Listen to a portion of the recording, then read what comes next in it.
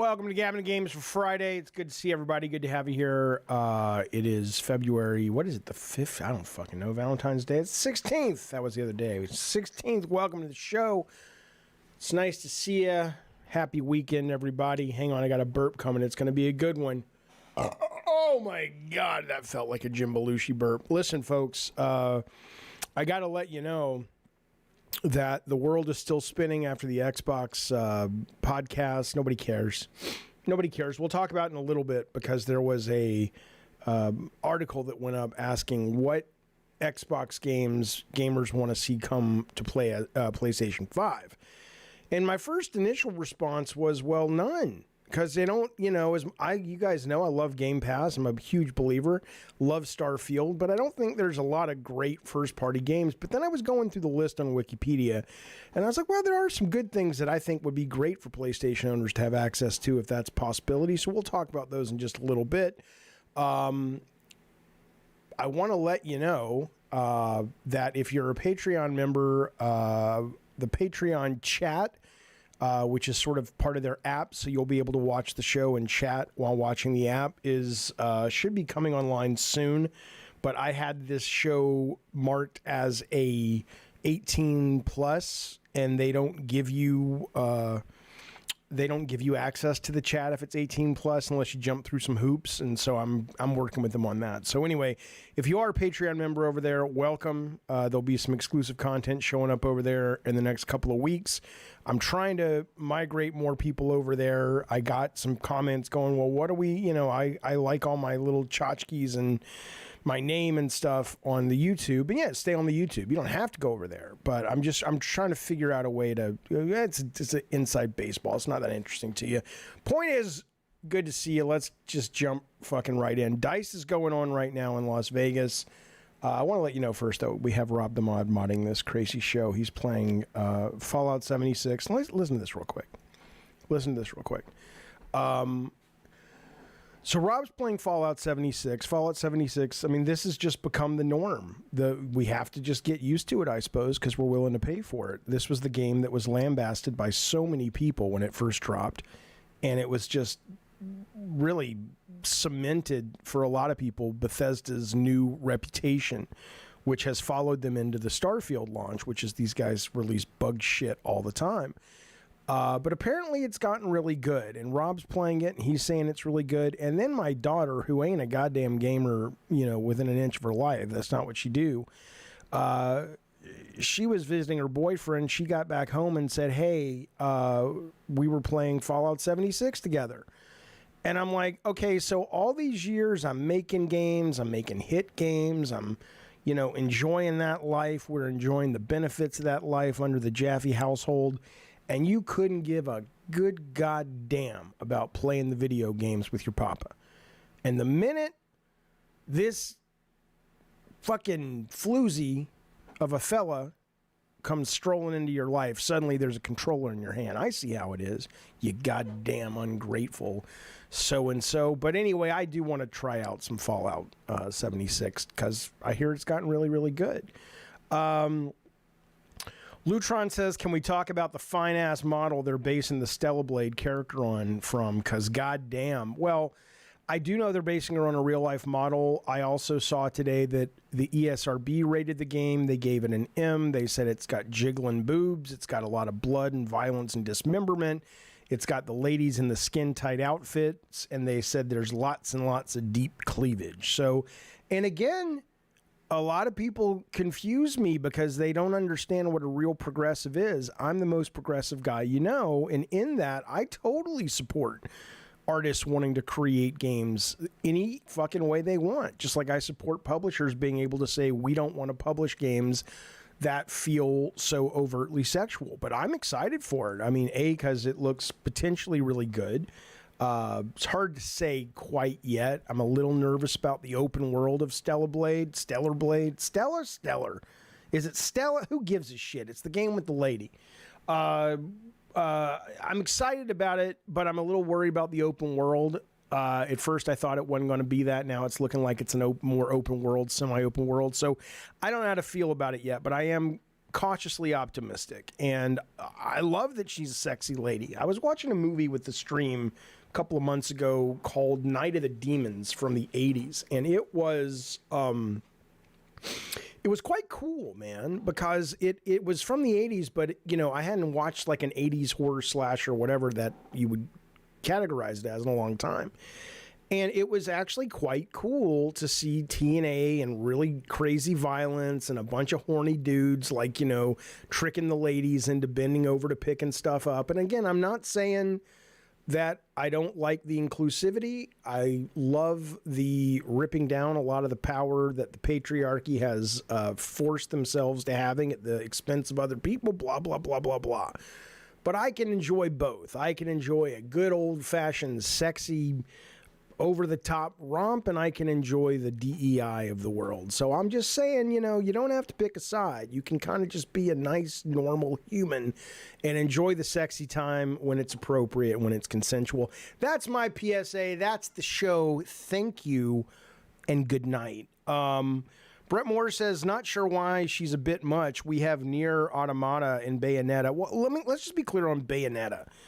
I don't think Bayonetta is sexy at all. I don't understand the appeal of Bayonetta.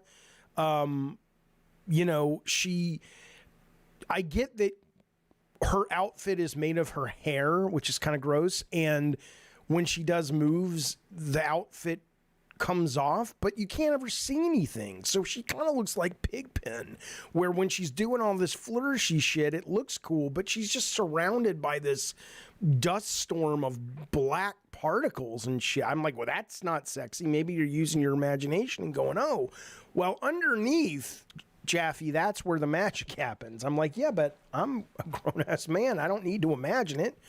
I can go down to the corner for $15 and see it. $25, I get to touch only one boob, but still, it's $25 and it's a boob. Wayne B says Bayonetta is like a librarian. I don't know what that means, man. I don't know what that means. Yeah, Jojo D says I'm still attracted to Miss Pac-Man. All it took was a bow for you. That means deep down, and there's nothing wrong with it, Joe, that you're bisexual. You could go either way, and I think that's wonderful. The more options you have, the more fun you're going to have. But all the difference is a bow. So you'd fuck Pac-Man too. I think she has lipstick, but he could put the lipstick on. Let me ask you one more thing before we get into game news. Pac-Man, not Pac-Man, Peanuts, the Charlie Brown folks. You ever notice that all the Charlie Brown folks are drawn the exact same way? It's just the hairstyle that's different. I'm not even fucking with you. Go look at Lucy and then look at Charlie Brown. They're the same goddamn face. It's weird. They just put different hairstyles on them in a dress. It's the same fucking thing. Wayne B says Bayonetta is like a librarian. That only brings to mind the excellent skit from SNL. I don't know if you ever saw it, but it was, they had Margot Robbie as the host, and I forget who the dudes were, but they were sitting in a library, and she was the librarian, and they were talking and cracking wise, as the boys tend to do. And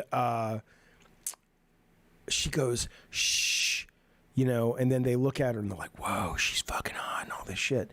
And then she starts walking over to her, and it goes into slow motion, all sexy and the like. And then she takes her glasses off, and then she starts to open her shirt. And it's real, sexy time stuff. But then she just keeps going, and she lets her hair down, and it turns out she's wearing a bunch of hair pieces. She's mostly bald. And then she takes her teeth out. By the time she gets over there, she's ready to have sex. The guys are like, oh my God, it's great. You should look it up on SNL, on the YouTube. Listen to this. DICE is going on in Vegas right now, my good friends. It's the Design, Interact, Create, Eat. I don't fucking know. It's a big festival of networking mostly, because the talks used to be special, but now you see talks like that on the internet and all the time. But anyway, it's going on right now, and Matt Piscatella, one of the analysts on the internet who has blocked me for some reason, I don't know why. He says this. He's there, and everybody's leaving DICE now. That's the worst, coming back from a convention. Oh, it's exhausting. He says, Survive 2024, he tweeted this out, has been the key theme of my conversations with publishers and retailers so far at DICE. Industry spend has been basically flat since the pandemic. No significant upside room for player or hour growth. Costs keep rising, right? So, and then Danny O'Dwyer, who I don't really like either. Sorry. Because he said some shit. Doesn't matter. He says, industry health check after 2 days at DICE. He says, everyone is shit-talking Embracer. There's minimal investment coming from pubs. Many VCs have tightened belts. Ever-increasing costs of AAA development is a real problem given little core market expansion. That's just briefly what I want to touch on quickly, because it's fascinating and telling, and I think the people who were saying he was full of shit need to buy the man a beer. Sean Layden has been saying this, and now, again, this is what I'm saying. This, you come to this show, you get the real skinny, and you better fucking learn. You better fucking learn fast, because you people are the future of the goddamn video game business. I don't know if that's true. And in that, you need some wisdom. And here's some wisdom. The canaries in the coal mine are not always right, but when they're right, they're fucking right, and you better pay attention, right? Sean Layden's been saying this, and a lot of people were like, no, Sony's selling so many consoles. What are you talking about? You're just a hater. You're a fanboy. You're a console warrior. And I was like, hey, I'm getting this from literally the ex-head of Sony. Well, not only are we hearing it from Matty Piscatella, we're hearing it from little Danny O'Dwyer of the Leprechaun O'Dwyers, and then we're also hearing it from the guy who's the editor-in-chief, the head of Games Industry Biz, Christopher Dring. Dring. He says this. He says, he's tweeting this out. He says, the PS2 Xbox generation combined just under 180 million installed base. Then he says the PS3 360 generation combined just over 170 million. Then he says the PS4 Xbox One about 180 million. Mid-gen updates screw up things a little bit, but he says about 180 million. Then he says the PlayStation Xbox market just hasn't grown in terms of the audience. Revenue, absolutely, but there comes a point where you need new customers, right? Now, here's the question I have for you. We talked about this a little bit yesterday during the DICE Awards, which we'll get to, but this is what I want to know. That's what I'm genuinely curious about, is why do you think the video games that are not mobile phone games are struggling to make more people interested that are not, you know, is there a ceiling simply by the nature of anything more complicated than matching three objects on a cell phone is just too much and people would rather watch a movie? Is there no way to ever really overcome that if you want to continue to define core games, which is what the PS4 and Xbox or PS5 and all this that these guys are talking about, that they represent the core kind of gameplay, whether it's hardcore or medium core, you know what I'm talking about. The Call of Duties, the Maddens, the Elden Rings, all the way down to the weird indie things, El Paso Nowhere and whatnot, right? Do you think it's about the controller? Do you think it's about the games are too complicated? Do you think the average, you know, would it be better? Remember that game Microsoft put out as Dusk Falls that was very easy for everybody to play? It wasn't a very good story. It wasn't very appealing. But, you know, if somebody were to put out if Sony were to put out a Spider-Man game, and the whole intention of that game was to raise the audience, bring more people in, and it had the same production value that they're famous for, great acting, motion capture, all that shit, but the games themselves the game itself was, you know, it was action-packed, but it was real simple, like, you know, to do. It wasn't about being challenging. It was just about kind of doing cool shit interactively and seeing what happens. There were lots of little mini games, so even if you're like your grandma's watching, she can play a little match 3 game or fucking something that affects what's happening on the screen. Do you think that is what is needed to grow the audience, or do you think it's just a limited medium when you start getting into the complexities of anything over, you know, fuck Candy Crush, I would imagine. That's my question. Brett Moore says, I think gaming asks more from the player than movies or books. Movies, definitely. Books, I'm not entirely sure on. Unless you grow up with them, games are hard to learn and get into. Okay, I agree with a bit of that, Brett, but I don't know about that because we're now in the generation where most, people in developed countries, let's just say that, the majority of them grew up with video games. If you're 60 years old, you were there with Pong. I'm 52 and I was alive when Pong was out, but I was like 2. But if you're like in your early to mid 50s, so like 10, my guess would be 10 years, let's say 5 years old to 55, right? So you've got 60 years. The majority of people living in the Western world, or in the developed world, I should say, have played video games. So I don't know if that reasoning holds, the idea that unless you grew up with them, they're too hard to learn. I don't know if I agree with that. Most people I know who aren't gamers, says Pap, say that the games I play look too complicated. Yeah. Right, because it's not the game part, right? Because people will play poker, they'll play Monopoly, they'll play Uno, they'll get together with friends and play Trivial Pursuit. Maybe they're, I know the mobile phone companies are doing it, but maybe that really is the place to try to dig in there if you're some kind of entrepreneur or something, and create a publisher that's like, you don't want to make cutesy cell phone games that are just vapid. You want to put some nutrition in there, some interesting narrative mechanics. Ideally, they're both the same, but you want to do it in mind that people, and you want to publish and advertise them in a way that people who might be interested but haven't quite been catered to would go, oh, okay, I want to try that. That looks fun. My brother and sister, says Jojo D, do not play any console games at all. They would rather watch The Last of Us than play it, but they do love cell phone games. Okay, then the question becomes, why? Do you have any theory as to why your brother and sisters feel that way? I did not see a super chat. Let me double check Mutant Mo. Mutant Mo said, did it come through? I am checking where the super chats go. No, it did not come through. So check your email. Usually when you purchase a super chat, you'll get an email confirming that it went through. Masochista says, I think games are a limited medium. Not everyone can wrap their heads around how the controller works. Yeah, but that could be fixed, right? Back in the day when I was a kid, the Atari literally had a stick and a button. I guess my question is, you want me to turn up my volume? I guess I could. I don't have to. You can't tell me what to do. Is my volume low? God damn it, I hate all this shit. I don't know how to fucking make this work. Tell me if that's better. If the idea is to grow the market, it seems like there would be more effort in Africa, South America, and Asian countries like India. Well, I thought India's gaming's pretty big in India, but and it's big in South America too. I think the real question, Lutron, becomes: do you grow the market by finding the people who love what you're making that haven't been served, or do you grow the market by adjusting sort of the definition of what your product is? So in that, people like the folks who say it's too complicated, like Pap's friends, say, yeah, no, it's no longer too complicated. That looks like a lot of fun.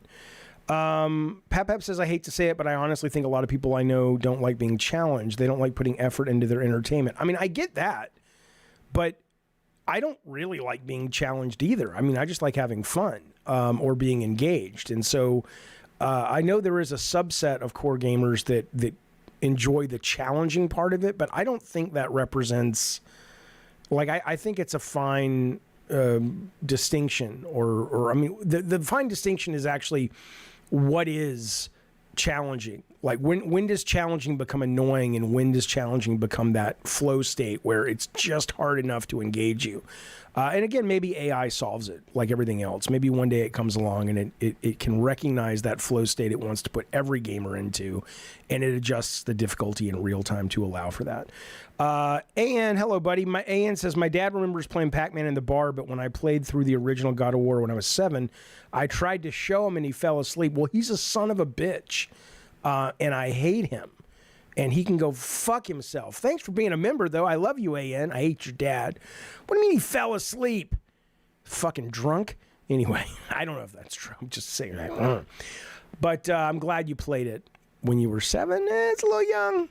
Maybe other things were happening in the AN household at the time, my friend, that were getting in the way. You know what I mean? Like maybe he had bigger problems he had to worry about. Michael McGee is here. We've been wondering about you, buddy. He says, hey, everybody. Michael McGee, how you doing? How you feeling? How you adjusting is the question. Golf Franchise says, I still own a lot of 12-year-olds on Call of Duty. Life finds a way. I don't know how old you are, Golf Franchise, but you're about in your 40s if I remember. I was never good at games, so part of it's my reflexes going just make it worse, just exacerbates the shit I always was, but I still love them. I think the dual stick aspect is the hurdle for new gamers. I don't know, man. If you take a new gamer, just imagine just taking somebody who's like, I love Lord of the Rings. I love fantasy shit. Oh, no problem, pal. Here's Baldur's Gate 3. You give that motherfucker Baldur's Gate 3 with all the fucking spells, and you got to unlock shit and put it in slots, and then when you're actually fighting, you got to figure out, wait, I just got that spell. Where'd it go? Oh, well, you didn't put it in your loadout. I mean, it's there's definitely something to be said for maybe growing the market. Yeah, certainly lower the budgets for these things, but we might need to be a little smarter about how complicated these goddamn cockadoo things are getting. What's up, Awesome Tatum? Good. Hey, give those people the game Gollum, says Wayne. Yeah, exactly. I don't care. Now I'm starting to know what a woman feels like. Addie Pie says, Jaffe, I think you look better with a head full of hair. Look, I get it. The look is drastically different because I shaved my head and I shaved my beard. I get it. Are we done? I don't care.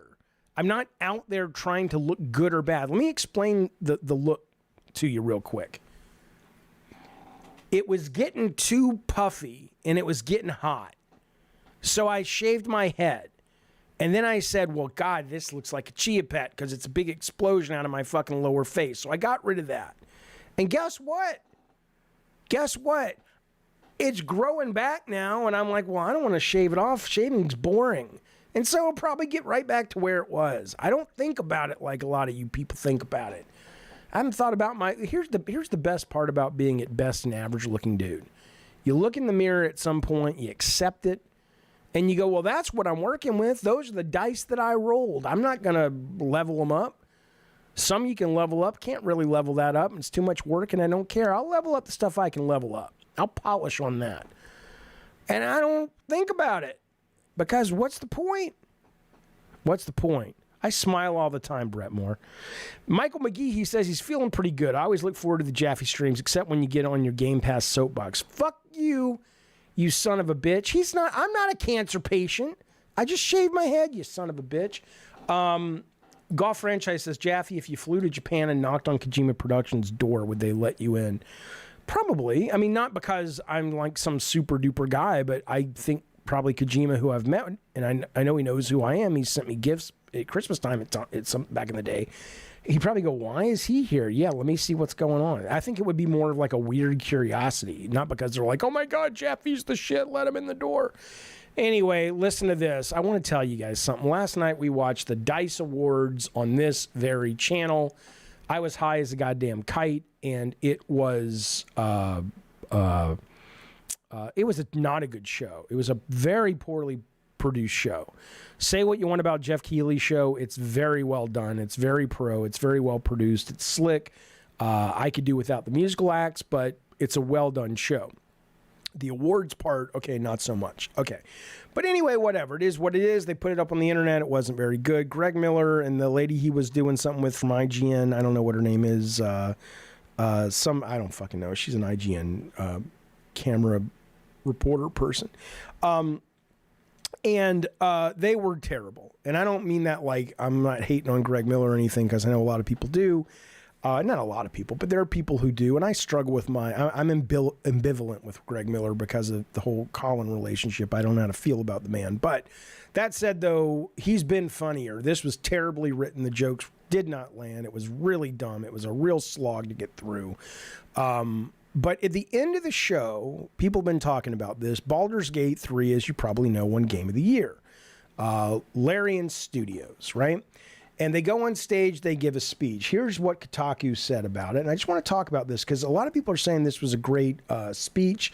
But I will tell you, I'm not in that camp with you. Why did that go to Internet Scream, but it's showing the I Love the Weird logo? I don't know. Who knows? They say Baldur's Gate 3 devs finally got to talk on stage and they did not hold back. And they were referencing the fact that when they won Game of the Year at Keighley's show, they got played off after a couple of minutes or seconds, actually. So the first part was a pretty good part of the speech. One of the guys gets up there and says, you know, he was just very sympathetic about all the people who got let go in the industry and how it's a shitty time. And we hope to see you back in the industry. You know, we want to welcome you back with open arms when you get back in, blah, blah, blah. That was wonderful. That was warm. That was heartfelt. It was a really nice thing. But then this guy gets up, who I think is the David Walgrave, okay, who's the head of production. Now, I got nothing against the man. And this is not that long of a clip, but I'm going to play it for you. And then after I'm done playing it, I want to talk about it. And I want to tell you why I think this is really stupid to trumpet as a great speech. And more importantly, it's dangerous for people out there watching who don't really understand the value of media literacy. Let's watch this together as pals do. Here he comes. Here he comes. I don't know if, can you hear this that well? Can you guys hear this? To add to that, a lot of people probably want to know what's the secret to your success. Last year I started thinking the secret to our success is the decisions that we make come from what does the player want? What do I think is best for the game? What is the most fun? What is the most crazy? People telling us we shouldn't do this or we can't do it or this is too challenging or too hard, like it was already said here today. That usually just gives us a kick up the arse to actually make it happen. The stuff that we make at Larian is we ask you to pay one price only for the game, and that's it. You can own it for the rest of your life.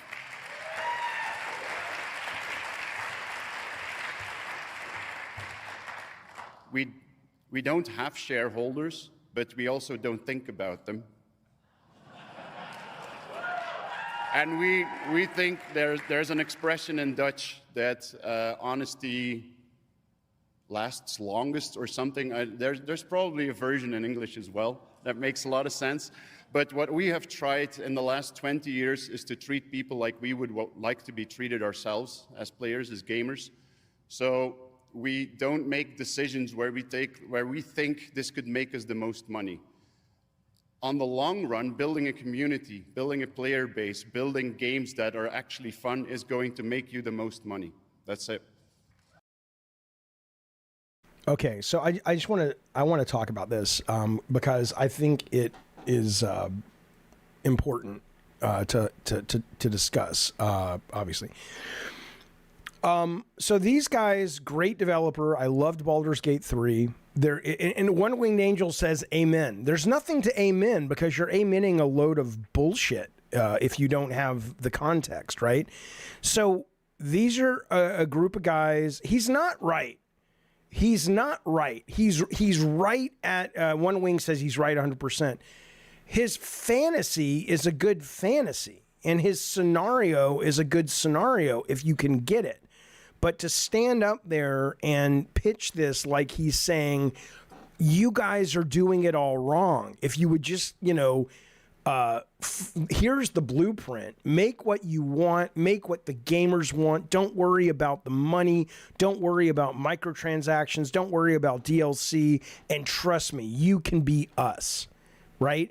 And I know he's not literally saying this is my speech to tell you how to be successful, but you don't get up on stage and win the Game of the Year award and stand in front of the industry and hold up your trophy and give a speech with all of this stuff without it pretty much being this is why we're the shit, because we did this, okay? But these are guys that now have the funds to do this, right? They self-publish because they made a number of games for other publishers. They made the first two Divinities for a German publisher no longer in business. The second one was published, at least in Europe, by Ubisoft. They've been self-publishing the last handful of games, but it took them a time. And then they kickstarted the last two games. Okay, so the idea that without that context given to people, you could imagine some developer or wannabe developer at home watching this and going, that's the attitude I'm taking into work Monday morning, or that's the attitude that I'm going to have when I become a developer. And it's like, nothing's wrong with wanting what he's suggesting. But the idea that what he's suggesting is possible, and it's just that the people in the audience listening to his speech are like, oh, we never thought about that. It's not about Divinity being more successful than I think it was. I'm saying that it was published. The first two were not even funded or published by these guys, right? And 30% of their money comes from Tencent. But again, I'm not taking anything away from them as a developer, as a publisher. I'm just saying that I think this is really dangerous because it's another one of those success bias stories that people tell once they've hit the jackpot, and then it seeps into the culture of here's how you do it. Well, Steve Jobs was an asshole. I'll be an asshole. But that's how you get good work done. And I'm just saying, I just think, you guys know if you watch the stream regularly, I'm a big advocate of media literacy. There's just so much shit that people just have gotten used to that just starts to feel real and normal. But as a guy who's lived it, as a guy who has been in front of cameras and given interviews and talked the talk and felt like I'm really saying something because I'm able to say it because I was successful and I know the road to success and you should listen to me. I believed what I was saying. And it wasn't until much later that I was like, wait a minute, I got lucky. And I was talented and I was a hard worker and I got lucky. And I had advantages other developers didn't have, right? I had great political connections within Sony when I worked there. And in that, I was able to get away with a lot of shit that would get a lot of other people fired. And because I was able to hang around long enough, I could get my shit pushed through. There's so much more than just these platitudes. That's all I wanted to say. I don't want to make a big deal out of it beyond what I've already made a big deal out of it. But I'm just saying that's important. That's important to know. I thought you were going to tear apart the Xbox video, says Brett. It sounded good. I was trying to look for cracks. No, I was, I was happy with it. I love Game Pass. I still think Matt Booty's a real problem. I don't know if they're going to be able to execute. This is the year that they're going to show us because they got some games coming out that should be good. But yeah, I don't care if they put their games somewhere else as long as they keep coming to Game Pass day one. I'm, happier than a pig in shit. So I thought it was totally fine. Psycho, it's Jaffe. What's going on? What do you want to talk about? Go. Hold on, Lori's dropped the stream. Oh, sorry. Okay, you got to make it quick today, baby. I got a hot date tonight with Lady Luck. Okay, let's see. What was I gonna talk about? No, you can't call in and then the first thing you say when I say, what do you want to talk about is, what was I going to talk about? Call me back when you're prepared. Call me back. I'll be here. Goodbye. Good Lord, Psycho. My goodness gracious. Okay. All right, let's move forward. Unless you guys want to talk about this. I found this quite off-putting. But again, maybe you guys didn't. Maybe it's just that I'm like one of those kids that was raised maybe with religion and then I got out of it. And so to me, this isn't true, but you know how those people get real religious and then they see that in everything, whereas most people are like, yeah, no, we know that part's bullshit. So maybe you guys see this and go, no, Jaffe, we know it's bullshit. And so it's like, yeah, you're welcome to the party, you idiot. Maybe, but I get really frustrated, and I get really frustrated when I see the reporters covering this like Kotaku going, oh, they finally said it. They said the thing that everybody, it's like, why can't you publishers just understand? And it's like, because not everybody has the same situation. Embers Arcade, it's Jaffe. What's going on, baby? David Jaffe, how you doing, man? Happy Friday. Great. Happy Friday to you. What's up? What do you want to talk about? I wanted to talk to you about artificial intelligence. Well, we're going to get to that. We're going to get to Sora in a few minutes, but what did you want to talk about? I had a couple of questions for you, but first of all, I wanted to ask you about whether or not you are anti-human with how ardent you are a supporter of artificial intelligence. How do you not see define anti-human? How can you not see how dangerous it is to give people these tools? Hang on. I got to turn your volume down a little bit. You're too loud. That's not you. That's me. I'm sorry. I turned it up for the dice speech. Okay. So define anti-human. All right. So we have these tools which completely supplant artistry and filmmaking and are getting more powerful exponentially every month, frankly. I mean, a year ago, if you would have put a prompt in of Will Smith eating spaghetti, it would have looked like like a fever-induced nightmare. Yeah, but now we saw the pizza ad, right? Where yeah, the guy, it was great. I loved it. We're not a year after that. And we have videos that look indistinguishable from reality. Puppies playing in snow. Let me just bring this up while we're talking, in case people haven't seen this, what he's talking about. And I'll let you get back to your point, but I think it would be good to put this on the screen while people are watching so they have some context. This is the new open AI text to video thing called Sora. Not everybody has access to it yet, but it's starting to open up. So everything you're seeing on your screen are literally coming from a single prompt of like 1 or 2 sentences, and this is the stuff that's come from it. Okay, so continue, Ember. So I understand that throughout all of human history, we have absolutely thrown humanity aside in the name of progress and new technology and shiny toys. But I'm starting to look at this and get really alarmed. I mean, how is this not even just affecting reality, affecting our day-to-day life and how we consume information, but also how video games are developed. We love this industry, and these tools are going to be deployed to make games or to affect the way the games are made. Mm-hmm. People are going to lose their jobs. I mean, I feel like we should be championing humanity over these tools that are built, frankly, to replace people. Okay. So that's I came on here to ask you, how is it that you seem very positive on AI, and AI obviously has its great uses. I'm a huge fan of all this stuff. Yes. So you're asking, why don't I feel the same way you feel? I'm asking if it isn't somewhat alarming to you now that the step has been taken, and it's an exponential step forward. No, because and as I said, the reason why is, to me, these are simply tools to continue.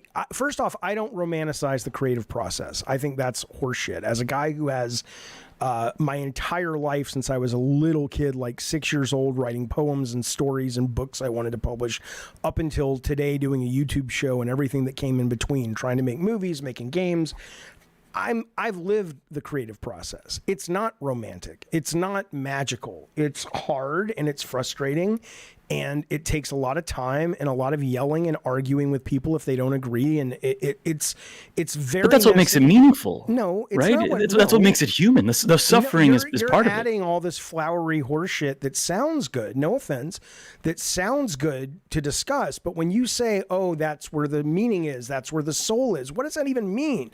The fact of the matter is, I could easily take that argument and say, if I, as a human, if I'm pro-human, and all of this stuff, whether it's technology, whether it's traffic I got stuck in, whether I'm an introvert, I have social anxiety, whatever it is that prevented me from having a better relationship with the other people I needed to express my truth, all that is gone now. AI has taken that away, and it's the closest we've got to a direct prompt to your imagination, to being able to express that imagination to other people.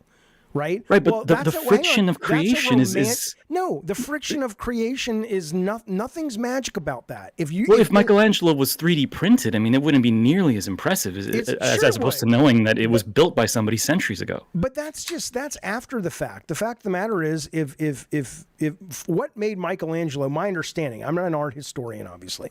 What made Michelangelo so impressive, or a lot of the early artists so impressive, is they were designing and coming up with these techniques to begin with based on the tools that they had. It wasn't that, if you did the Sistine Chapel today, nobody would blink an eye. They go, it's nice.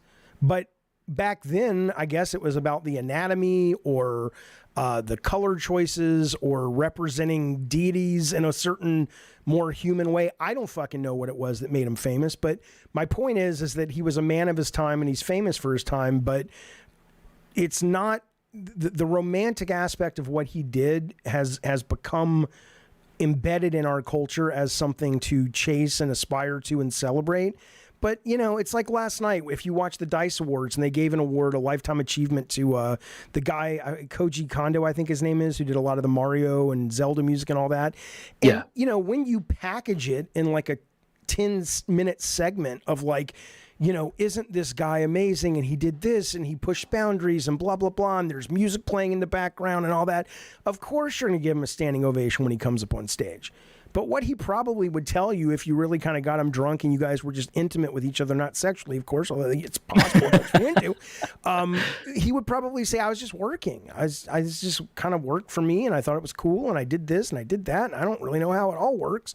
But I showed up, and I'm grateful I got to, run with the ball for a little bit. It's not, if you strip away the magic of the creative process and you just talk about the work, then I think it's much easier to look at a lot of these AI tools and go, this is great. It gets rid of a lot of the limitations that people have had in expressing what is inside of them. And isn't that ultimately what we want from people, from art? No, absolutely not. You don't we want, do no, we do not want you that. You do not want to be able to get to the inside of a human being and go, what are they feeling? What are they thinking?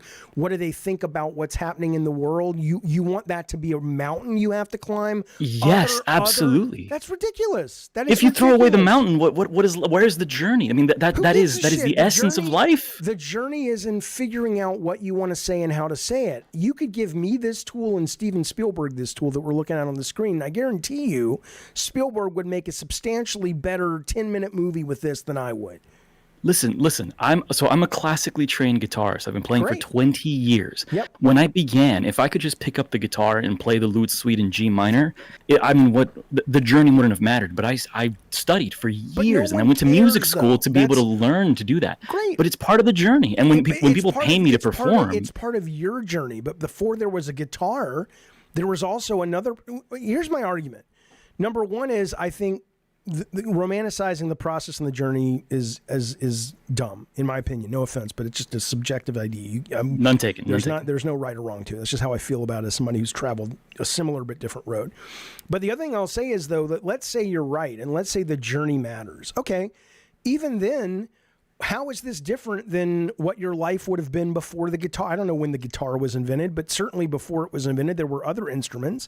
You probably would have gravitated to what was available at the time to express and learn to express what you felt needed expressing with the tools that you had at your disposal. So why You're totally right. So why not You're look totally at this right. and say, oh, I can use this to express storytelling. And yeah, the guy who spent 5 years and tons of money in film school, he may be fucked because a lot of his strength may be from his technical chops.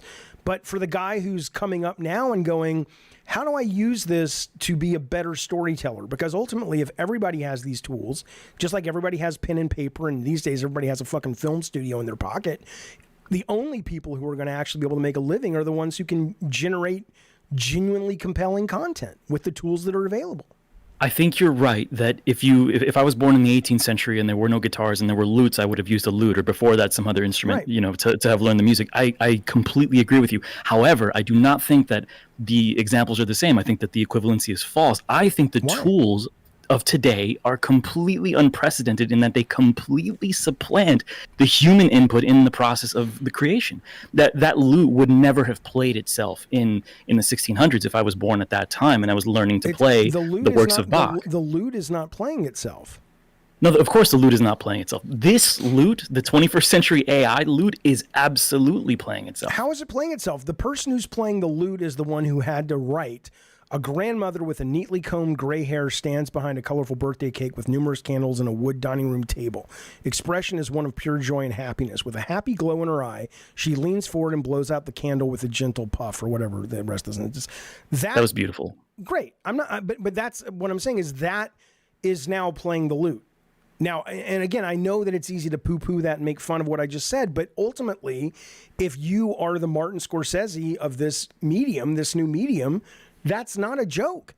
It's how do you put this stuff together in a way that is narratively satisfying and compelling and engaging? But doesn't it weigh on your heart that none of the people in that video that you're watching ever existed? No. Those experiences and those smiles are completely fabricated. There's no humanity in any of it. That's the anti-human that I'm talking about. No, but you're romanticizing it because, frankly, if you really, I think humans are romantic. I think being human is beautiful. I think the suffering is part of it. And that's a nice way to look at life, but it's not practical and it's not real. Because here's the deal.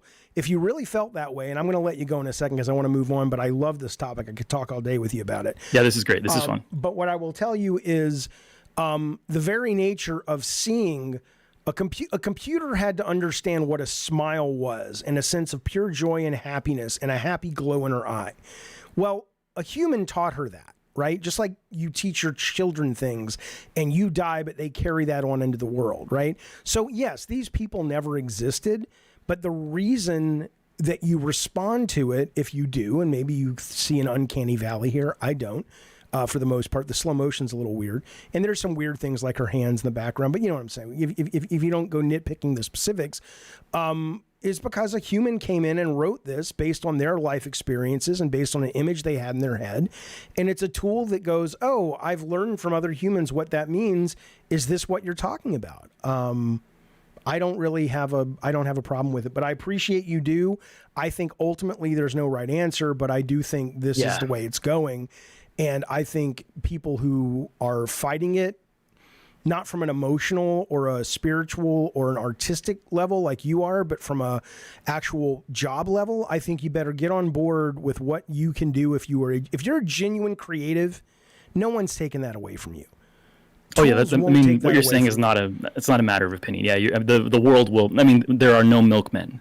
Right, the world will go the way that it goes, and you're right. I have nothing to dispute that. What I'm saying is, but if you're creative, if you go to your grave and AI takes over and it's Skynet, you will still go to your grave as a creative musician, right? Right. If you care about expressing yourself through a certain medium, that's, if you want to romanticize art, romanticize that. A true artist doesn't sit here and put his toys down and leave the sandbox because somebody with better toys comes along. They go, I don't care. I still have things worth saying. How can I say them? How can I express them? Yeah, I can agree with you on that. Yeah. All right, Ember, thank you for calling. I appreciate it, buddy. Thanks, man. Take care. You too. All right, let me bring in one more call, then we'll go back to the news. Mike, 1986. Were you born in 1986? Mike, is this Mike from Stranger Things? All right, well, you're on the show. Talk when you want to start talking, but there you go. The AI scam is like all Listen here. Oh, what's up, Mike? Calypso. How's it Listen going? here from Calypso from 2024. You can't just throw me on the fucking thing and not give me any sort of warning. You got to give me 5 seconds to get my audio straight, man. Maybe I can do whatever I want. I'm not lost. That's from Pretty Woman. Anyway, what's up? I just wanted to, you know what I want to talk about? No. I want to talk about, and you don't care, okay. but I want to bring it up. Okay. Because I'm curious what the other people think in chat. So I don't remember who put it out, but there's an article that's been going around a lot about, maybe it's from Xbox, God, but the point. they're saying the next Xbox is going to have the biggest power differential between this one and the next one compared to all the other generations. And my thing is, why does it matter? Like the marketing team, we agree that the marketing team just doesn't really have it together on that, because they could have this Xbox for 30 years. It's not pushing anything now. Graphics don't matter. So what's the power differential matter? I mean, they matter to some people. Just keep his Xbox. But I mean, ultimately, like I said, I mean, it's so look, I can't even get behind caring on it, like you said, because ultimately, the consoles are already dated within a couple of months after coming out by the top of the line PC that just came out at the time. So the idea that, you're in the console space because you want all this amazing power, okay, right? I mean, it's like, that's not where you go if you're really an efficient. It's kind of like saying you're a street racer, but you're driving a really souped up Vespa. It's like, well, yeah, but it's a Vespa, dude. It ain't Fast and the Furious, right? So I get it. But what I'm saying is, like, so I don't really care. I don't think that Xbox is ever going to have a 2024 is ever going to have a Ratchet and Clank PS5 type game. They don't. Okay, but what are you saying? That they should not continue pushing the hardware because they know deep down they'll never be as good as PlayStation at first party development? I mean, why not? I mean, that's ultimately what you're saying then. And it's like, okay, great. That's exactly what I'm saying. Okay, but then just say that, though. Because, I mean, you can't seriously be asking me to comment on why is Xbox continuing to make hardware and push hardware because they know, as far as the highlight is, okay, this is going to be the biggest differential between this Xbox and the next one compared to the other generations when they're not even pushing things now. That was their thing before was, well, Xbox is going to be more powerful than PS5, and it's like, okay, cool, but you don't have anything pushing it. Sure, and maybe they're just lying, and maybe they know they're lying because people care and they'll believe it. It's just annoying. Yeah, but do you own an Xbox X or S or whatever? No, but that's the thing. I don't care. I like PlayStation because it has the games that I like. I'm not one of these fanboys, but Xbox just doesn't put out anything that I particularly want to play. Well, then I think that's good. I mean, because so you've picked the box you like. You're happy with your PS5, right? Yeah. Well, I'd say that. Yeah. Life is good. I mean, I think they're both going to try to out-piss the other one when it comes to power, and they'll continue to go down the road of spending money on graphics that is becoming harder and harder to justify. But you know, there are people who care about that stuff, and you sound like you're one of them, and so hopefully there'll be enough of you and the budgets won't get so big that they'll be able to continue to serve you and make you happy. But for me... Well, that's not the point that I'm trying to make. What I'm saying is if they're not going to put out like a Ratchet or a God of War or something to that level, then it's just false marketing. I get that it's all fluff to a point, but... It's all fluff. They're not... Yeah. I mean, it's not false marketing in terms of legally. They're not... No, but they're just not going to do anything to give you... It's like, why did I... Anyways, you're proving my point. I hear what you're saying. I think I care that you care as a fellow human being. I know it's important to you, but I guess maybe what I should have said at the beginning and saved everybody a lot of time is I can't really offer valuable discourse because I don't see the world of video games the way you do. I don't put graphics on that pedestal, and I also don't think that Xbox goes to work as product development every day and says, you know what, we're at best a B-level publisher and we're never going to be any better, so let's not even try. I don't think that's what their headspace is. So no, that's not what I'm trying to say either. Maybe I'm not articulating it properly. What I'm saying is if in our lives. Well, if I'm just saying if they shouldn't be charged for, they should just put out an Xbox Series X level from the get if they know that they're not going to push it, because they're charging for something that ultimately is never going to come to fruition. That's what I'm ultimately saying. It's not about the graphics. It's about the fact that they say graphics are important, but they're not putting it out there. So it's like, just don't go by that narrative. Don't talk about power if you're not going to put something out there that's that strong. It's not about me liking or disliking graphics. It's the fact that they keep pushing that narrative and they're not providing it. Well, how do you define that narrative, right? I mean, is it only graphics? I mean, they can do quick resume, which I happen to love more than good graphics, but Sony can't do quick resume, and that's because of the architecture of the systems. Is that not proving them right? I mean, yeah, I guess it depends on what they mean. If they're not talking about just strictly graphics, but I guess it means, what does power mean? Right. And I guess I take that to mean more powerful graphics card. But if you're saying more powerful as far as different features, then sure. And I want a reason to want Xbox. They don't put out a lot that appeals to me. But I understand that there's a lot of indie stuff on there. On that, you and I can agree. They have some good first-party games. Not a lot. Certainly not as many as Sony. And I also think that if this year they aren't able to make Indiana Jones and Avowed Cracker Jacks, then I have no hope for them as a publisher of games. But I enjoy Game Pass so much that I don't really care about the first party stuff, but it sure would be nice. All right, Mike, thanks for calling, buddy. I appreciate it. Take care. Yeah, Bye. You too, man. There he goes, fellas. Mike off into the evening. All right, what else are we talking about today? Hang on a second. All right, well, speaking of Xbox, GamesBeat wants the world to know, or they actually want to know from the world, would PlayStation benefit from having Xbox's first-party titles? This is goddamn wrong screen every time. This is what they're asking. And I was thinking about it, like I said at the top of the show. I was thinking about it and going, well, I don't know if there's anything I really fucking want from first party if all I had was a PlayStation and I wanted Xbox first party. But then I went to the Wikipedia, to be a responsible citizen and make sure that I was offering up I was like, well, what have they done? And there are some good things when I think about it, like that I think would really be exciting if you're a PlayStation fan and you've never played on Xbox before. Here's my list. You tell me if I'm missing any or if you disagree with any of these. I think obviously Gears of War, at least 1 through 3, I think it would be a real shame if PlayStation fans go to their graves and they haven't experienced at least one of those titles, because they're really fun. PlayStation doesn't really currently have anything like it. You could argue that Helldivers 2 is at least getting there, but you don't have to play co-op at all on Gears. It's still a great experience.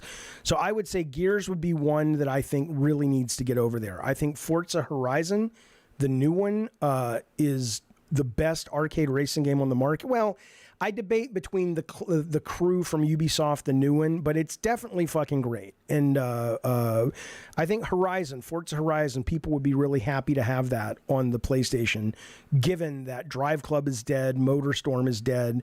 I think they could use a fun kind of arcade racer that's top of the line, and Forza Horizon really is that. Okay, so we got Gears, we got Forza.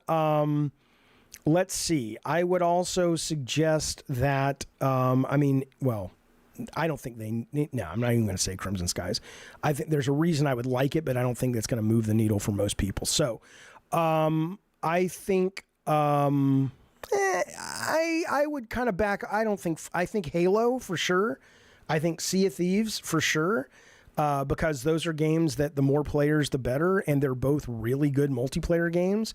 So I would say those two. I was debating on Microsoft Flight Sim, maybe only because Sony doesn't have anything like that. It's like the Gran Turismo of flying games. So I would say Flight Sim would be up there. And I'm trying, I don't mean the new stuff, because we don't know how good Avowed's going to be or Indiana Jones is going to be or anything like that. So I'm trying to think if there's anything else that we're missing that really needs to be on that list. Hi-Fi Rush is already coming, of course. Yeah, we know that. So that's not really a thing. State of Decay, which I haven't played State of Decay since the first one, but I think State of Decay would probably be a good survival game, because they don't really have one, do they? I'm sure they do have a third party, but I can't even think of it. But is there a successful survival game right now on PlayStation 5? Because if not, I think State of Decay would have a good home there. So that's 6. So I was already surprised going through this list that so far we've already found 6 and we haven't gotten through the list yet. So the State of Decay thing, of course. What else do they got? Ori and the Will of the Wisps, and Ori and the other one, whatever it was called, The Blind Forest. I think that would be pretty fucking good to have. Not because Sony doesn't have anything that can compare, but they're just really good console games. And I think it would play great with the fucking DualSense controller. And that's kind of, Psychonauts 2, no. I mean, I like it for what it is. I love the world. I didn't think the game was that amazing. What else they got that's really would move the needle? And after that, things haven't come out yet. So, yeah, I did see that Grounded. Brett Moore says Grounded. That would make sense, because that's not on PlayStation. But, yeah, Xbox really does have a bunch of survival games over there, whether it's their own, like Grounded, or State of Decay, or it's Palworld. But then, yeah, you're right. Also bringing Grounded, which I think is the rumored 4th game, isn't it? But Killer Instinct, I saw somebody say that earlier. They were tweeting it and saying, I think they tweeted directly to Phil Spencer and said, hey, man, this should really be one of the games you put out, because this franchise is great. The game is great. We need more people playing this, and we need it to be more successful, so there are updates. So Benji says, what is State of Decay? State of Decay is basically like, I don't know, Rob, how would you describe State of Decay? It's like base building while zombies are attacking, and it's co-op, so you work with your buddies, people you know and people you don't, to try to stay alive every night. That's at least what I remember from playing State of Decay at the very beginning. I don't know if it's changed all that much with part 2. But that's kind of, I think, how you define it.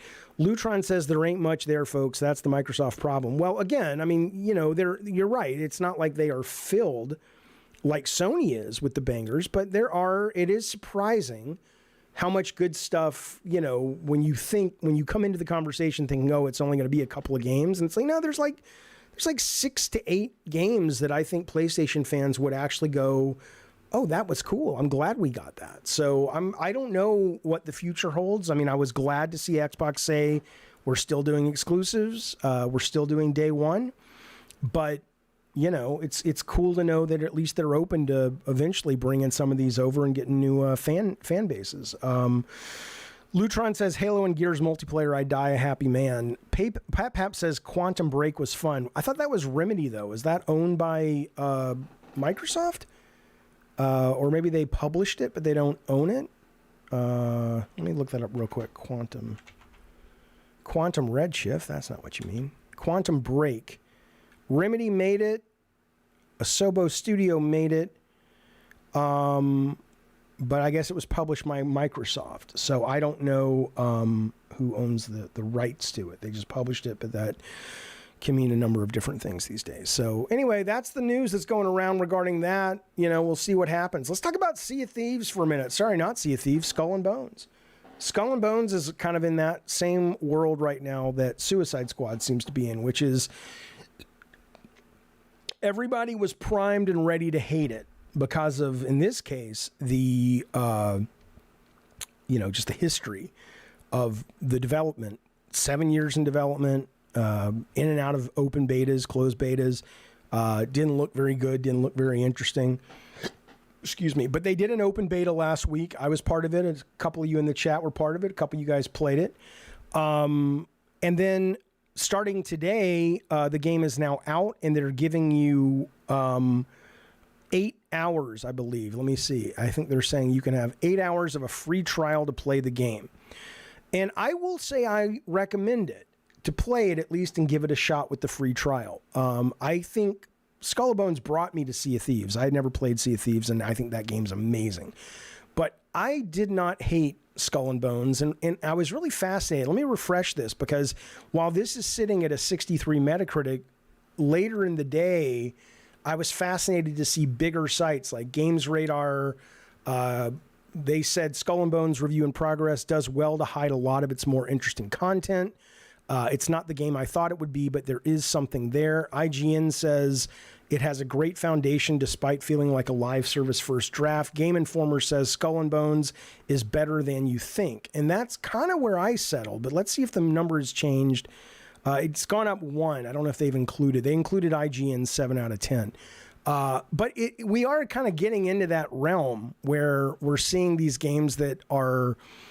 it's rare to be so divided. There was I think we talked about it on a show a few days ago where it's like it's rare to see. I think it was Suicide Squad. If you go to Metacritic Suicide Squad, but again, this is happening 8 hours. Go get it, man. It's good stuff. Suicide Squad is sitting at a 59 on the mixed or average. It's a 3.8 here. But you don't have to own it here, right? But if you own it, like if you go over to Steam, where you have to own it, Suicide Squad, it is a 9 out of 10. It's very positive, and I've played it. It's fun. I really like it. It's not perfect. I don't think it's a 9 out of 10, but it's not. It's interesting to see the division in games that we've been seeing forever in movies between critics and players. But in the case of Skull and Bones, though, it's free. If you got nothing else to do, give it a shot. It's available for 8 hours. I don't know when they're going to pull that. But I'd be curious what other people think. But I enjoyed it. I don't think I enjoyed it enough. I'm going to go back and play it a little bit this weekend just to see. Sea of Thieves is just a very different kind of game, really. This is kind of more like...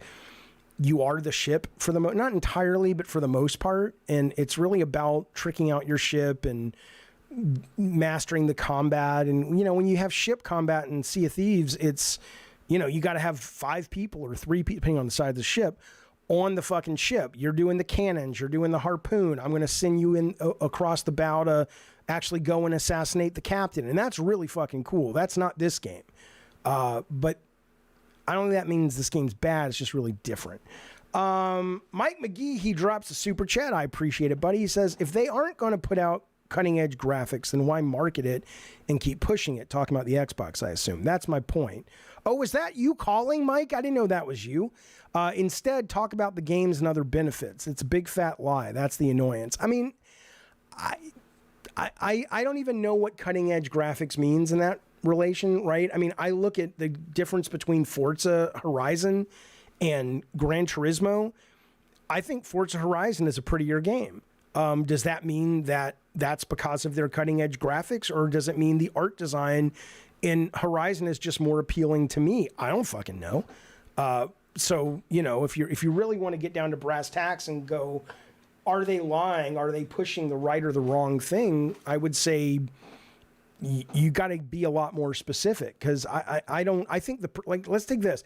I think the production value of Sony's games up until Helldivers, which I am totally okay with the fact that they cut corners in that game because it clearly didn't break the bank and the game is awesome. And so we don't need the animations to be perfect in the NPCs and things like that, which is great. I think that's a very good use of resources. But short of that game, I think the production value of PlayStation's games are second to none. And in that, it could be that you're mistaking that with graphical power. And again, maybe you are, maybe you're not. But if you really want to die on the hill, as the kids say, that's fine. But I think you have to then, it becomes your responsibility to drill down and define these terms in a way that you can really compare apples to apples. Because sometimes a cutting edge graphic to you is just good art direction to someone else, or a good art direction to someone else is not good art direction. It's just they had the money to throw at it to make sure there's really good tweening between animations and there's no popping, right? Or maybe the CPU, they had cycles to do that and it was a hardware issue. I don't fucking know. I don't know what, you got to be specific. Lutron says they have to develop with the Series S in mind as well. That's true too. But they didn't market the S. They didn't say, they said the X is the most powerful, right? That could still be true. I mean, again, I don't know if we're arguing like legal terms here, like is it false advertising, or he just finds it annoying. Regardless, I appreciate the super chat. Golf Franchise says, who at Sony killed SOCOM? Where are the bodies buried, Jaffe? Who at Sony killed SOCOM? That would be the gamers who didn't buy it. Really, at the number that they hoped they would buy it. Now, you could argue the last SOCOM wasn't really SOCOM. It was more of like wanting to be Call of Duty, and I'm sure there was some truth in that.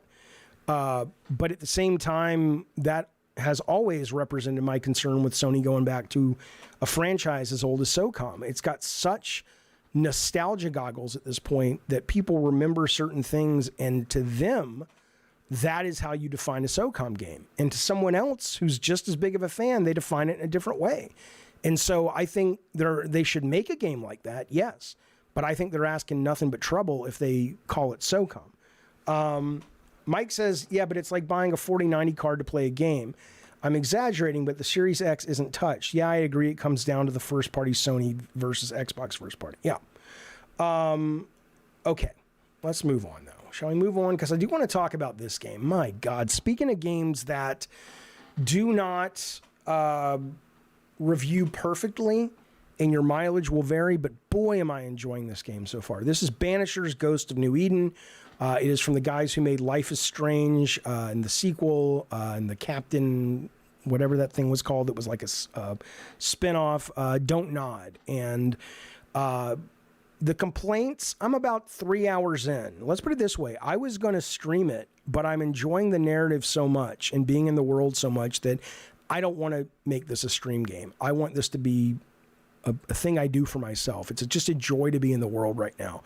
A reviewer compared it to like Tim Burton's Legend of Sleepy Hollow with Johnny Depp. It's got that kind of cold November, bruised sky, horror western kind of vibe going, ghost stories out the butthole. I just love it. The characters are great.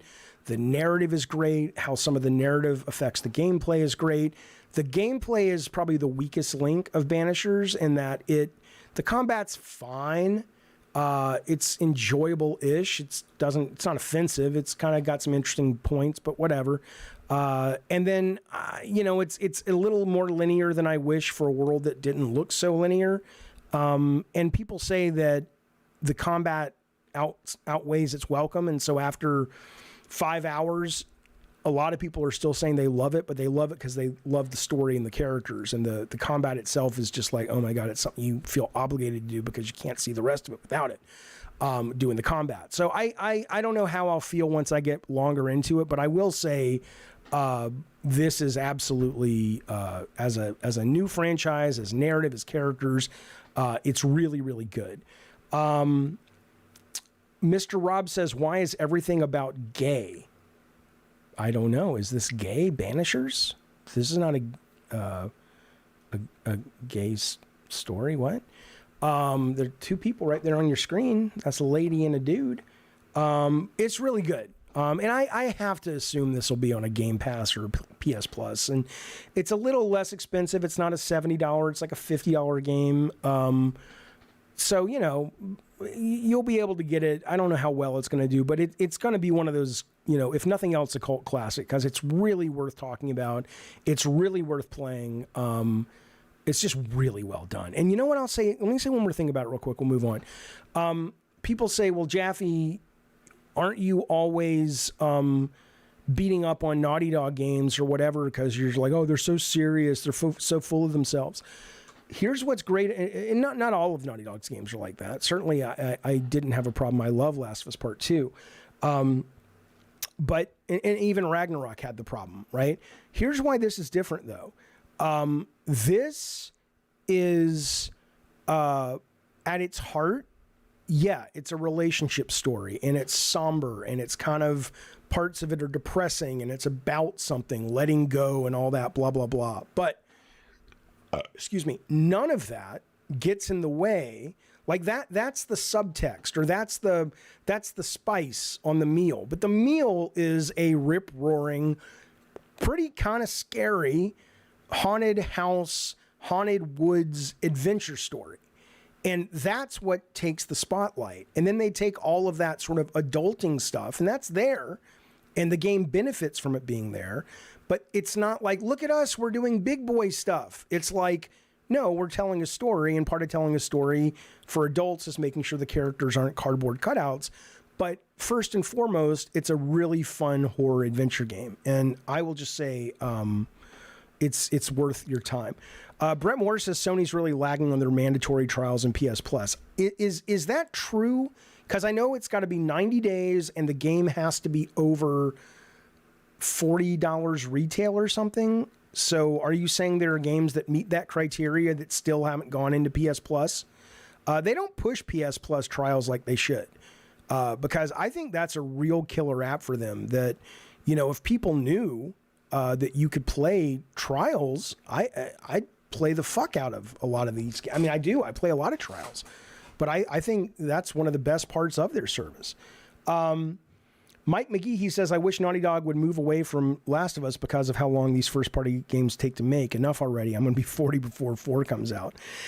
Yeah, right? But, I mean, it sounds like they are. It sounds like everything from what the CEO said the other day to the Insomniac leaks. I think they know at this point they've reached... They've gone beyond the safety markers of how much they can spend and how long they can take, which... more often than not, quite often actually, is the same thing. And in that, I think you're going to see at least some of the games be faster to come to market and less expensive.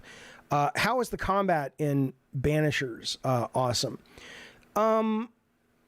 It's functional. It works for the story. I don't want to spoil anything for you, but let's just say the way both characters interface and interact during the combat is clever and interesting.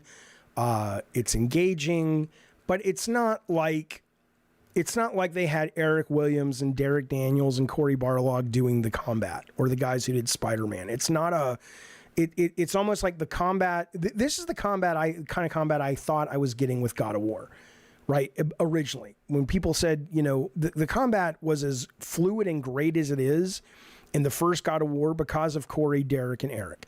I was like, look, if the combat's as good as Medieval, that's all I care about. To me, the combat in God of War was originally about, you know, it's part of the adventure, but it's not the bread and butter. To me, that's what this game feels like, the combat. If you're coming to this from a combat standpoint and you want that, then this is not the game for you. This is the game for you if you are curious, interested, engaged in the genre, the story, the characters, the adventure they're on. And the combat is totally functional, is what I would say. Okay. Ravno says I'll try a demo if they ever make one. I think you'll see it on PS Plus trials before they make a demo, but we'll see. Speaking of just other things, come on now, hang on. God, that's good. Diet Coke is the best. Hang on. I have blessed you all, children. I want to talk about Tomb Raider a little bit. Tomb Raider 1, 2, 3 Remastered came out. I picked it up. It's $30. I am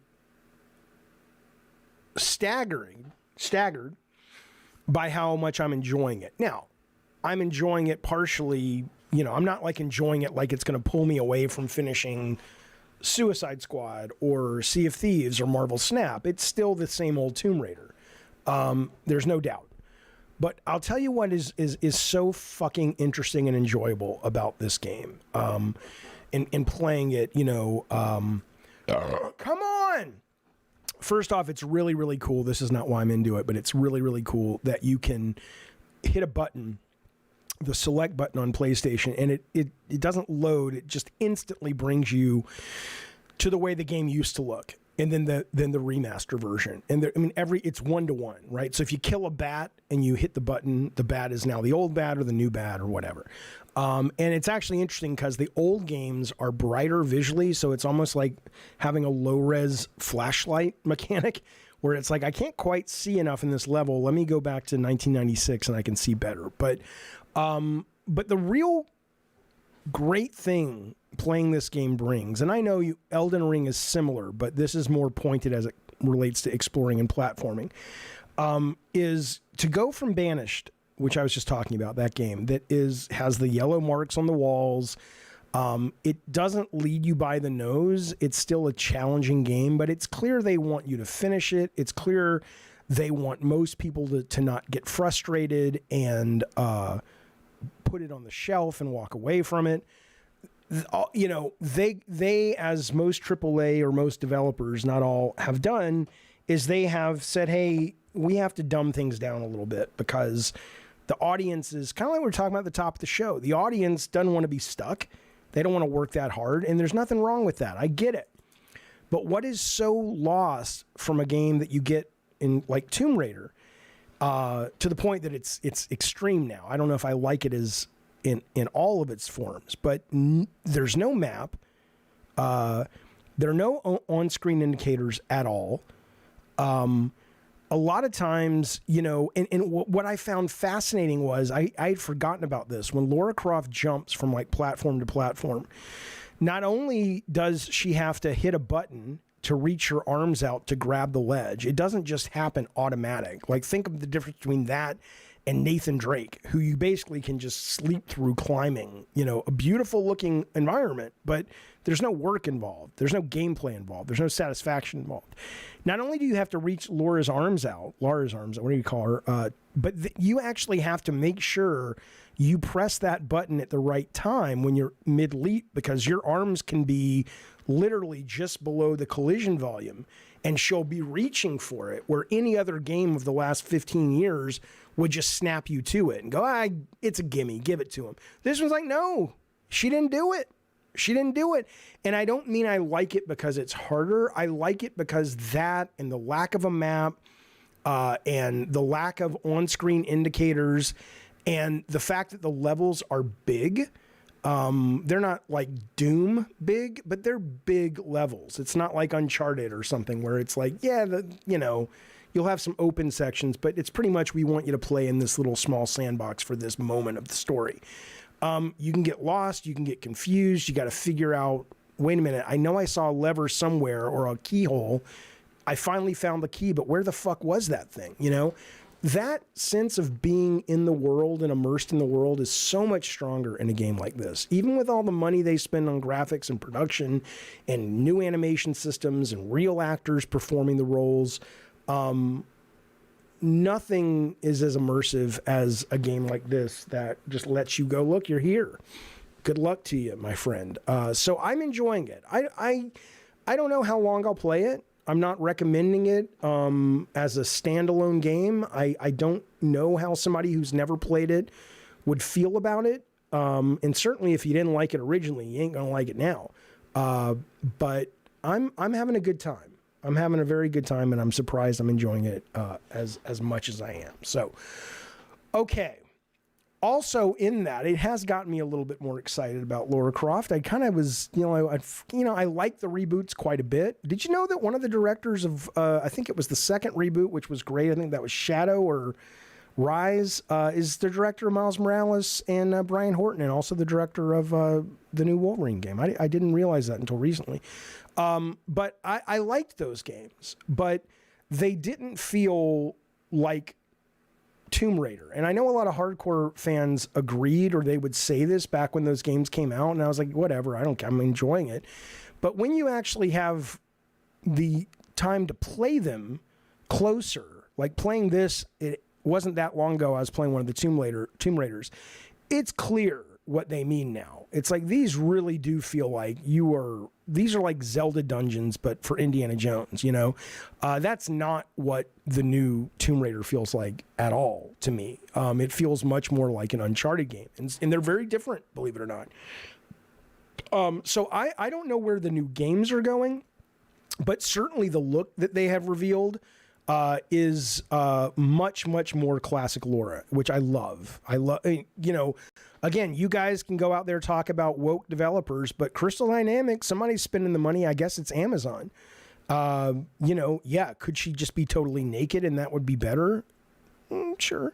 But this ain't like a non-sexy lady. And I love that they're going back to this. I hope that reflects a change in their game design. Not that I want it to be exactly like this, but I'd love for them to go back to some of that essence of what Tomb Raider was. And certainly the art they just released, I think shows that if the art is anything to go by, that they're heading in that direction. Ravno says, I agree. They decided to make Lara a person and not a pair of tits moving around puzzle levels. I don't think she ever was just a pair of tits moving around puzzle levels, but I think she was more, it kind of goes back to the Kratos issue I had. She was more of a comic book character. She was more of an icon. She was more of a representation than somebody that I don't give a fuck about her internal dialogue and about what it means to be a woman in modern times when her father felt like this and she was never loved. And those stories are important to be told. And they're important to be told in video games. But I don't want this to tell that story. I want this to be one of the great, video game characters of the pantheon. That's like, one of the stars, one of the superstars of video games. I want her to be an idea, a representation of an idea. I don't need her to be a fucking lady who's gone to therapy and can talk all about her inner child and shit. That's not what this is about. I understand comic book characters are not just tropes and tights, but you know what I'm talking about. I'm talking about general mainstream comic book characters like DC, Marvel, and Image. I'm not talking about Mouse. I understand. The last Tomb Raiders were good. They should leave it at that and make something new. Well, I mean, I thought they were good as well, but I don't think Lara Croft has the same home in the zeitgeist that she used to, because I think they just kind of, they made some good games, but they de-iconified her. She's just a lady now on an adventure. Before, she was a character. She was a star, man. One Wing says, I'm an OG PlayStation gamer and love the originals. I didn't mind the remakes. No, I didn't mind them either. I loved them. I didn't mind Lara being in the itty bitty titty committee. Her redesign can still get it.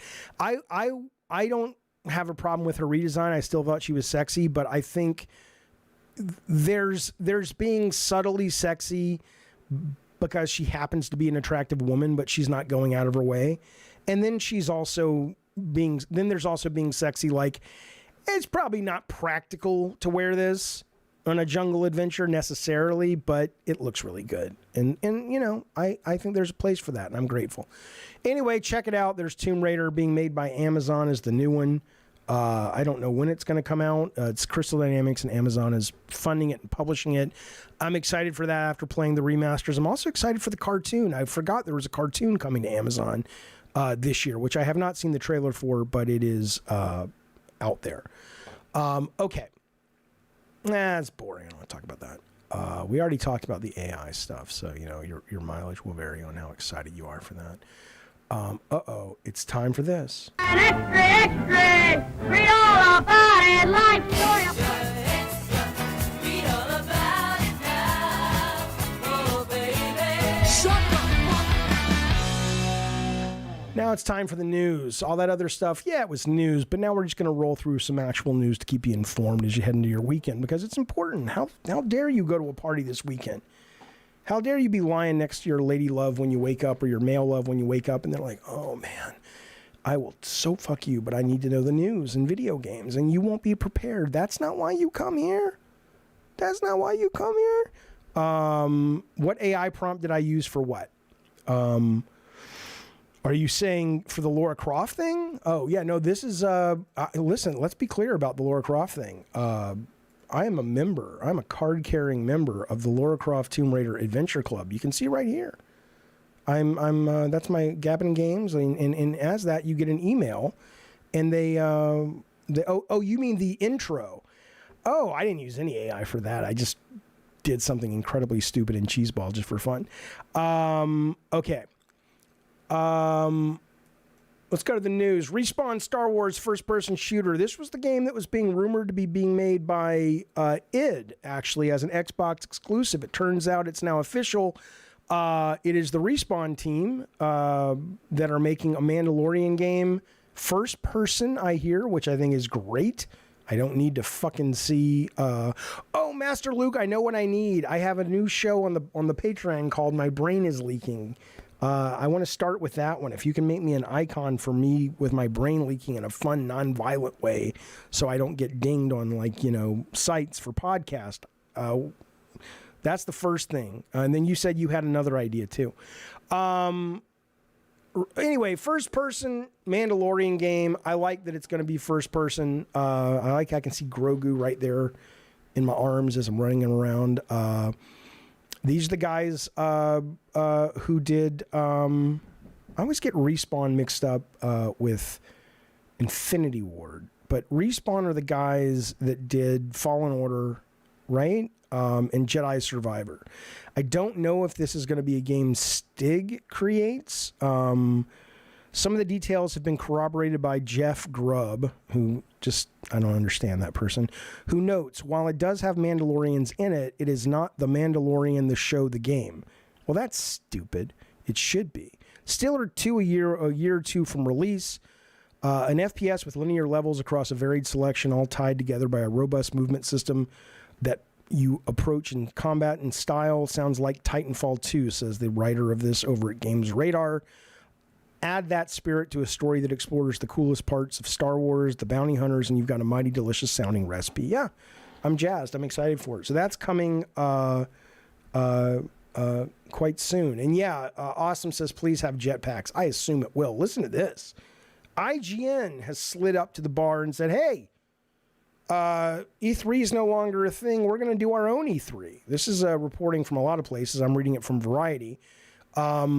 This is, I'll read just a little bit of it. It says, just a year after the nail was put in E3's coffin, media company IGN has revealed plans to launch its own in-person consumer experience targeting the gaming community. It'll be in June, early June, in Los Angeles. It's a 3-day event. It aims to unite the best of gaming and entertainment with creators, devs, licensors, publishers, journalists, and enthusiasts from around the world to experience beloved brands and franchises in new and meaningful ways. I think that's great. I think, is as long as, they can get exciting things. Like the problem with Comic-Con in San Diego is Comic-Con is only as strong as the people who show up to promote their shit. And more, like Disney now has D23, right? And a lot of the game companies have their own thing now. So are they going to be able to draw a lot of people? If they are, they could actually start giving Comic-Con a run for their money, which I think is their goal. Because if they're talking about gaming and entertainment, why would Universal Studios, want to pay to fly and drive all their people down, put them up in a hotel to get into Hall H if they can just say, hey, can you send, Margot Robbie and Gosling down to promote the Barbie 2 announcement and just have them do it at the LA Convention Center. So I think this is cool. This is exciting, but I'll keep an eye on it. They haven't really announced many specifics yet, or any really, except that it's going to be in person. It's going to be in June. They are donating a portion of proceeds for the show to Humble Bundle, the charity.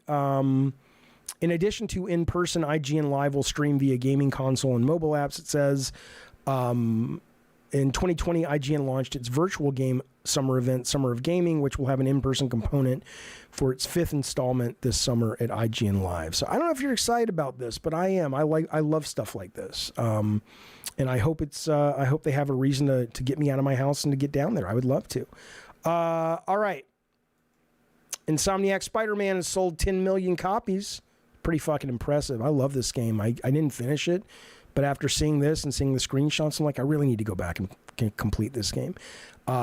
It's I don't think it should have ever been nominated for Game of the Year awards or anything, except the technical ones, of which it got a lot last night. I don't think it's that kind of game, but I think it's a great meat and potatoes, wonderful superhero game. It's just delightful, and I do want to go back and finish it. Spider-Man sold 5 million copies after 11 days, and now it's been what are we looking at? When did this fucking thing come out? It came out in October, September, and it sold let's see, it says Spider-Man 2, no, or did they say? I know they said February 4th was when they locked the time down and said it's 10 million copies as of then. It put Spider-Man 2 ahead of Sony Santa Monica's God of War at the top of the PlayStation Day 1 launch sales. Spidey 2 went on to sell 5 million after just 11 days, and now Sony confirmed it's 10 million, after 107 days. So you're looking at about 3.5 months. To put that into context, Spidey 1, which launched in 2018, sold 9 million copies after 80 days on sale, and 13 million after 325. So this is this tracking ahead or behind? I mean, it's tracking ahead, but not by leaps and bounds, is it? 9 million copies after 80 days. And this has done 10 million after 107 days. So it's I don't know how you do the math on that. I really don't know. I'm not sure. I like this part because I very much support this idea. According to Kotaku's reporting on the breach of the Insomniac leak, Spidey 2 dev cost $300 million. They needed to sell 7.2 million to break even, which they've now done. So congratulations to them. It's great. What do you mean use math? I can use math, but what I don't know is it's not 1-to-1, Ravnos. So if they sold 9 million copies after 80 days and they sold 107 copies, 10 million after 107, you can certainly subtract 80 from 107 and you'll get 27. But that 27 days, I don't know how fast things sold. I don't know what unit of these sales were given to that time period. Divide 9 by 80 and 10 by 106. That will just give you the number of millions they've made in the individual days, won't it? Anyway, but congratulations to Spider-Man. Congratulations to Alan Wake 2. It's their fastest selling game. It's still, for a game that got the love in the critics and the fans who played it, it's still a little weird that it hasn't done better. It's done great for a Remedy game. It's a self-published game. It's creative. It's unique. It's different. I don't think anyone expected it to do Spider-Man numbers. 1.3 for a game as beloved as this, though, seems a little odd. I don't know how bad word of mouth hit it. Because I enjoyed it, but I did not lose my shit over it like a lot of other people did. A lot of other people were like, oh my fucking God, this is staggeringly amazing. And I didn't feel that. I didn't finish it. It was a little slow pace for me. It was interesting, but I got it. And, once I got to the kind of nightmare rock moment, which I thought was cool, I was like, okay, I'm good. But I'm not knocking it. It clearly was great. It just probably wasn't for me. I really enjoyed the story and the vibe, says JW, but the combat felt a little dated and the boss fights were aggravating. Yeah, I only had one boss fight. I had the guy in the woods, the naked guy who came back to life or some such shit. Lutron says the people who love this game are like moved by it. Yeah, I get it. I absolutely get it. I still can't believe Remedy got $75 million to make this, says Tatum. Alan Wake 1 sold decently but never was a barn burner. Who did they get the money from? Who funded it? But yeah, I think Remedy's a great studio. Even though their games feel a little slow to me, I can still recognize their incredible talent and skill, and that there are people who adore their shit. God damn it. Okay. Epic funded it? Okay, but they own the IP? Interesting.